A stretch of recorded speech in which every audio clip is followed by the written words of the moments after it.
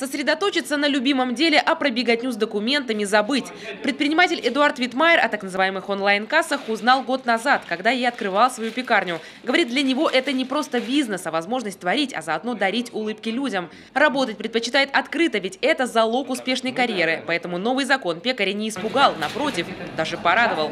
Надо стремиться к легкости, да, как говорится, лень – двигатель прогресса, и поэтому мы сделаем все, как нас обязывает закон. Ну и вообще, мне кажется, это намного легче, чем самому относить какие-то данные, потому что система налогообложения у нас это патентная, и закон обязывает нас подключиться только с 1 июля 2018 года, что мы сделаем, когда придет это время.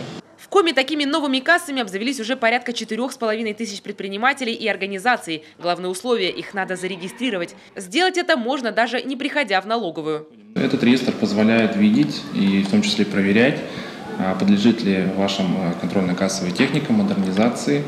И в случае покупки новой контрольно-кассовой техники проверить, есть ли такая контрольно-кассовая техника в данном реестре.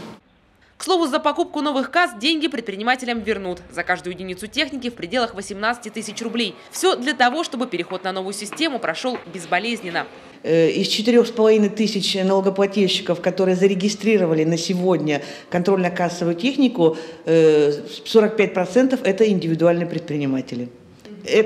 В связи с чем это связано? Все-таки это применение контрольно-кассовой техники в новом режиме, в онлайн-режиме, облегчает работу предпринимателям в части контроля за работой тех же продавцов, за их оборотов наличных денежных расчетов.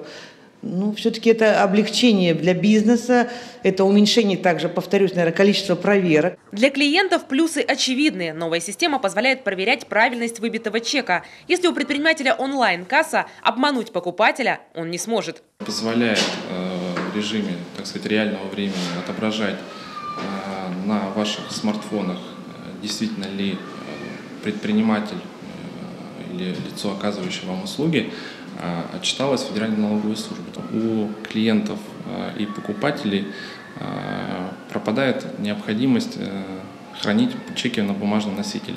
То есть пользователь данного сервиса может в любой момент зайти в библиотеку своих чеков и открыть и увидеть все свои покупки.